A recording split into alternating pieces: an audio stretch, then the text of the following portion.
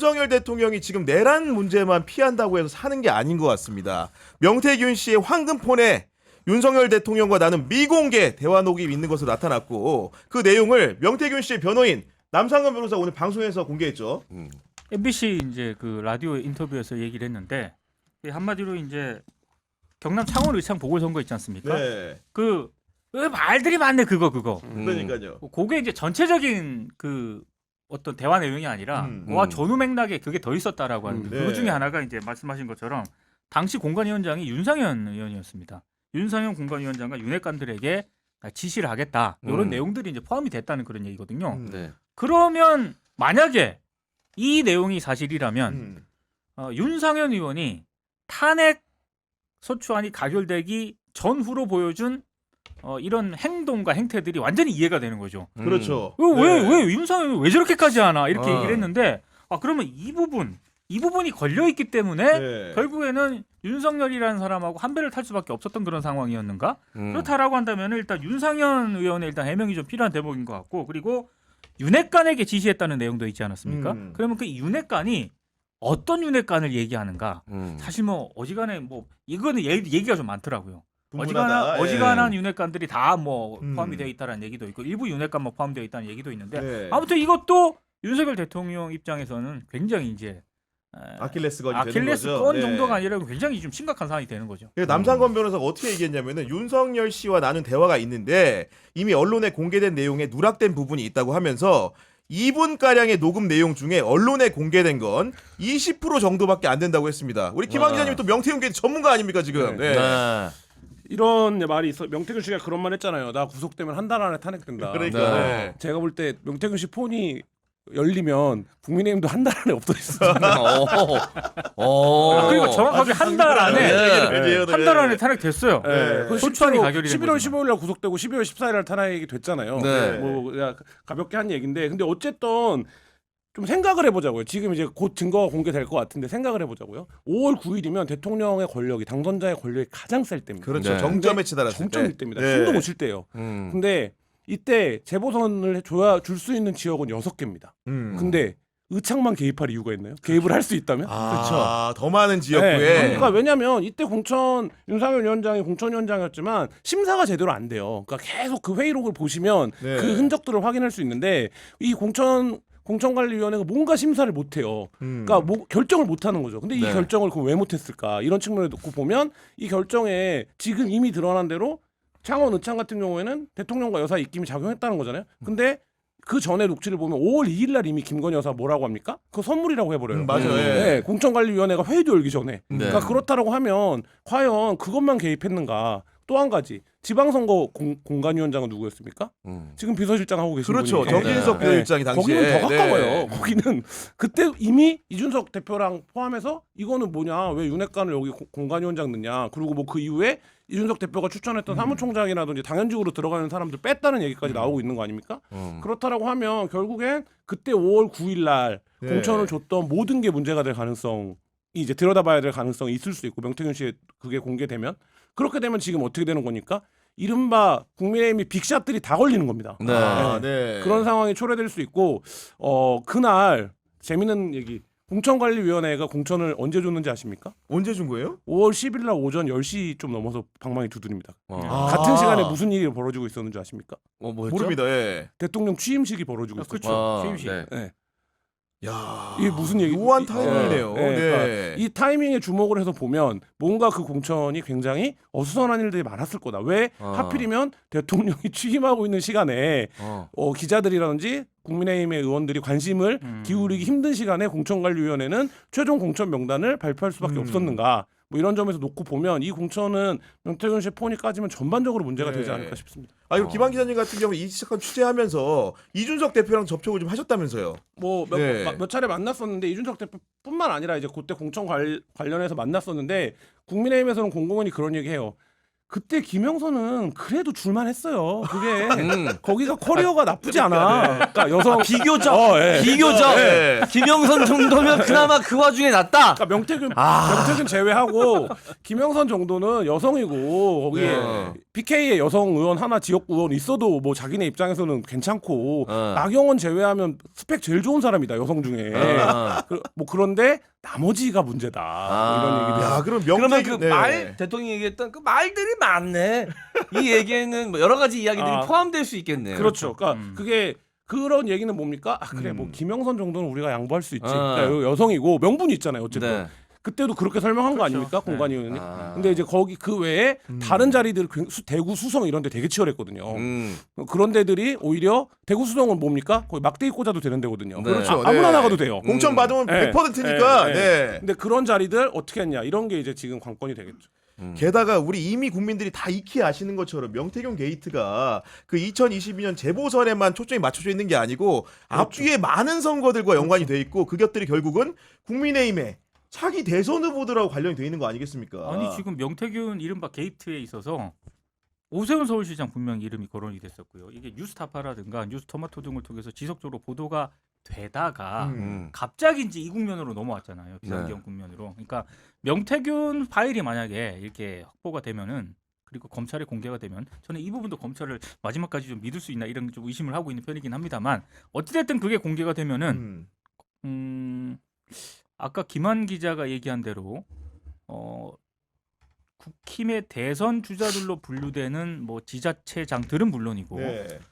흔히 말하는 잠룡으로 분류되는 어떤 그런 후보들 역시 상당히 위태로워질 가능성이 있다. 아니, 창원지검이 네. 12월 3일 날 비상계엄이 발표하고 한 10일 정도 언론의 시야에서 사라졌었어요. 맞아요. 그러면 근데 창원지검 관계자들 출근 안 하진 않았을 거잖아요. 그럼요. 뭔가 했겠죠. 열심히 네. 출근했겠죠. 그리고 그 사이에 명태균 씨의 심경 변화도 있었겠죠. 왜냐하면 어쨌든 마지막까지 어디든 딜을 해보려고 했는데 딜이 안 됐고 뭐 이런 것도 있어. 그래서 지금 직전 단계로 돌아가면 가장 큰 의혹이 뭐였습니까? 추경호 의원의 20억 수수설이었거든요. 맞아요. 네. 그러니까 이거에 관련된 뭐 입금 기록이라든지 이런 것들 그 확보를 하려고 했을 거거든요. 그래서 그러니까 창원지검도 어쨌든 그리고 지금 어떤 상황입니까? 대통령이 있는 상황에서 수사를 해왔는데 대통령 상황이기 때문에 때문에 수사의 공보라든지 이런 게 완전히 달라질 수 있고 수사의 어떤 의지도 그 전에는 아 내가 이거 하고 옷 벗어야겠다 뭐 이런 그럴 수 있죠. 예, 이런 맞아, 각오를 맞아. 했어야 되면 네. 아, 내가 이거 해갖고 더 큰 자리, 더 멀리, 더 높게. 의지가 활활. 우리가 또 네. 잘 알지 않습니까? 검사들이 어떻게 움직이는지. 그러니까 그런 어떤 포지션 전환을 할 수 있는 열흘이 있었기 때문에 저는 이 명태균 폰과 함께 이 사건 간단치 않다. 그리고 지금 이미 2020 몇 년도입니까? 그게 2024 그 마지막 지방선거. 지방선 22 22년. 년. 22년 지방선거에서 네. 지금 거론된 사람들 누구누구입니까? 오세훈, 맞아요. 김진태, 네. 홍준표, 그다음 박완수, 네. 박형준 뭐 이런 이름들이거든요. 다 거론됐죠. 예. 그러면 국민의힘 배출한 광역단체장 중에 예를 들면 5명이 수사선상에 오른다. 그리고 그 5명은 모두 뭐 비중은 다르지만 잠재적인 대권주자들이거 레벨이거든요. 네. 네. 이거 간단한 결코 이제 이게 녹록한 상황이 아니고 지금 뭐 차기 국민의힘을 분석하면서 오세훈이냐 안철수냐 이런 얘기하지만 아유, 그건 모두 명태균 열차에 타고 있다. 아니 그리고 여기서 한 칸 더 가면은 김건희 여사가 어디서 처벌받을 수 있을까 생각을 해봤을 때 가장 가능성만 두고 보면은 김영선 전 의원의 공천 개입 가능성이 그렇죠. 높은 거죠. 만약에 네. 김영선 전 의원이 자수를 혹시라도 한다. 김건희 수사 안 할 수 있습니까? 자수 여부와 상관없이 합니다. 자수 여부와 상관없이 네. 지금 할 수밖에 없는 네. 상황이고, 그러니까 여기서 출발하는 게 쉽겠죠. 왜냐하면 도이치 같은 경우에는 이미 검찰이 한번 불기소를 했기 때문에 맞아요. 네. 이 논리를 뒤집으려면 반드시 다른 수사 주체가 들어와서 수사를 다시 시작해야 되는 문제가 있고, 그러면 이제 넘겨받아야 되고 시간이 걸리는데 이거는 뭐 사실 이 방송에서도 제가 얘기했지만 이게 구조가 복잡하지가 않아요. 맞아요. 네. 우리가 누구나 한 5살 이후에 하는 상호간의 통화 녹음 너랑 나랑 한 얘기 요거밖에 요걸로 되는 네. 거기 때문에 뭐 사실 뭐 이거는 복잡한 수사는 아니다 그만큼 그리고 그러니까, 이미 폰이 확보됐다. 네. 명태균 씨 입장에서도 비상계엄이 상당한 영향을 미쳤던 것으로 보여요. 그러니까요. 실제로 네. 그 명태균 씨가 뭐 직접적으로 워딩을 했는지는 모르겠습니다만 언론 인터뷰에 한 적이 있었거든요.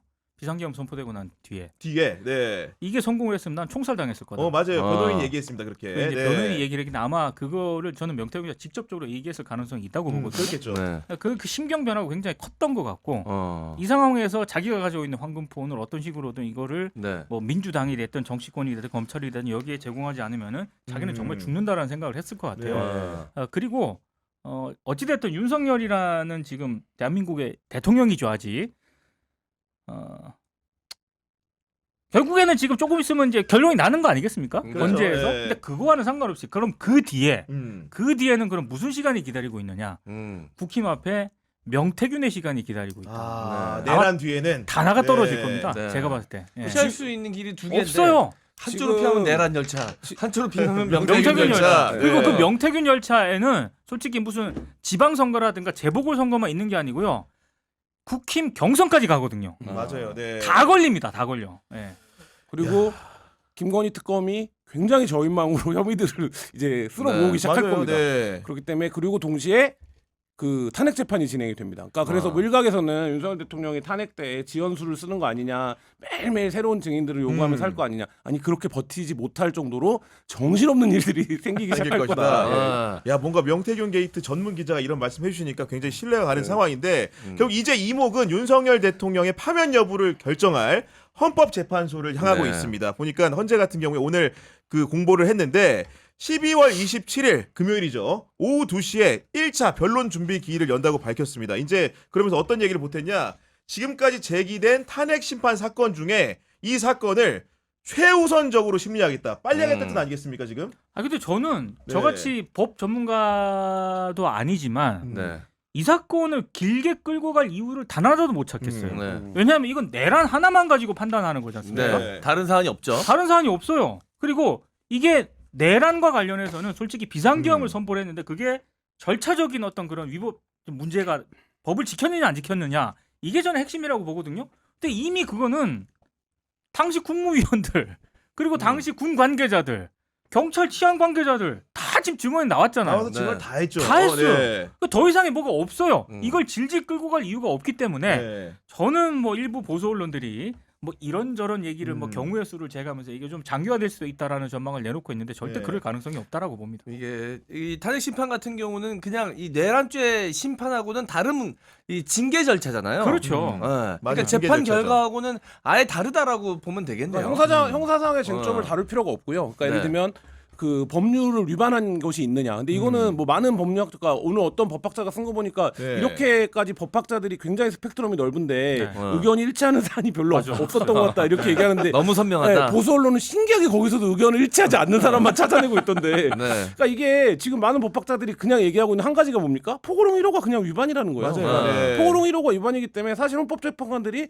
반나절 모여갖고 네. 차 한 잔 마시면 이거를 뭐 더 논의할 것도 없다 이런 네. 정도 수준으로 신문 말하시. 보고 네. TV 본 사람이면 네. 이미 결정은 내려져 있는 거 그럼 아닙니까? 거기서 군인들이 투입돼갖고 창문 네. 때려부시고 뭐 하는 과정 다 생중계되어 있는 거잖아요. 네. 더군다나 말씀하신 대로 플러스 사령관급들이 다 진술을 한 다 거잖아요. 진술했잖아요. 맞아요. 네. 뭐 이런 상황이기 때문에 그 부분에 대해서 판단하는 데는 오래 걸리는 없고 예를 들면 윤석열 대통령이 담화에서 발표했던 이게 고도의 통치행위다 아니라고 네. 하면 됩니다 그냥. 그렇죠. 네.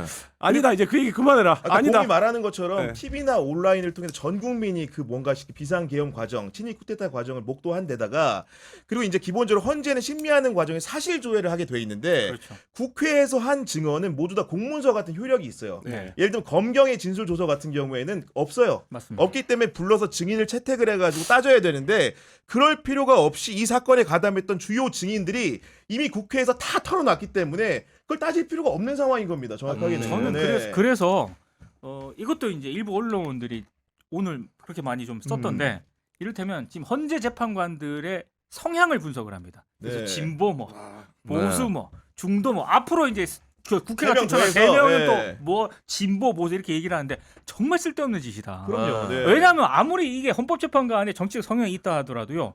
내란이라든가 이런 네. 거와 관련해서는 법적으로 이게 명확하잖아요. 맞아요. 그러니까 이거는 네. 진보냐 보수냐에 따라서 판단할 수 있는 그런 문제가 아니거든요. 음. 그래서 정말 언론들이 쓸데없는 짓을 하고 있다라고 생각을 해요. 그런 기사 그만 썼으면 좋겠습니다. 네. 그러니까 결국은 이제 헌재 심리 결과에 대한 예단은 대대로 있는 것 같고 그러면 언제 대선을 치르냐 이것도 관심인데 기본적으로 이제 벚꽃 대선 4월 선거를 얘기하는 사람이 있고 장미 대선이라고 해가지고 5, 6월을 얘기하는 사람이 있고 그다음에 네. 무더위, 폭염 대선을 7, 8월 얘기하는 사람도 있는데 결국은 헌재가 심리를 2달 하냐, 3달 하냐, 4달 하냐 아니면 6달까지 하나 차이거든요. 얼마나 걸릴 거라 보십니까? 저는 최대한 빨리 진행이 될 것 같습니다. 네. 헌재가 이거를 끌 이유도 없고 끌어야 할 만한 무슨 어떤 그런 어려운 문제도 아니고 네. 최대한 빨리 이 문제를 매듭을 지을 거라고 생각을 하기 네. 때문에 언론들이 얘기하는 뭐 4월설 뭐 이런 게 네. 중요한 게 네. 아니라 헌재가 최대한 이 문제를 마무리 지으면 곧바로 이제 조기 대선 음. 국면으로 들어갈 거기 때문에 네. 언론들이 예상하는 것보다 더 빨리 올 수도 더 있다. 빨리 될 것이다. 네. 게다가 헌재는 네. 또 굉장히 정치적 판단을 많이 하고 여론의 그렇죠. 영향을 많이 받지 않습니까? 지금 국민적 여론이 이미 뭐 지난 집회를 통해서 너무나도 명백하게 좀 드러났기 때문에 더 좀 속도를 낼 것 같다는 생각은 듭니다. 근데 네. 김한 기자님도 뭐 이제 법조 직역에 있는 분들 많이 아시겠지만 그래도 윤석열 대통령이 여하간 전직 검찰총장이기 때문에 아마도 보통 박근혜 전 대통령보다는 네. 법적 쟁점을 굉장히 많이 만들어낼 수는 있을 것 같아요. 그럴 수는 있죠. 예. 본인이 할 수도 있고 도와줘. 근데 지금 그런 것들을 주요하게 봐야 돼요.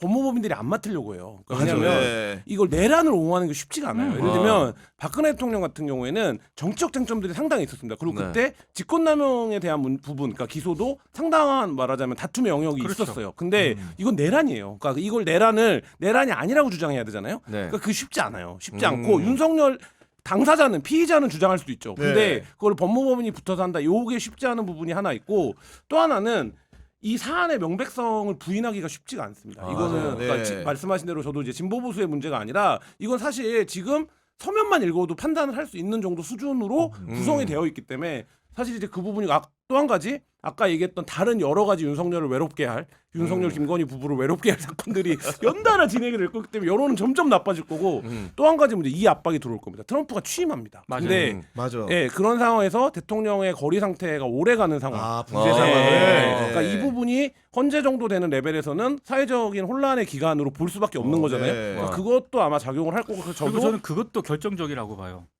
이게 담화를 계속 발표했잖아요.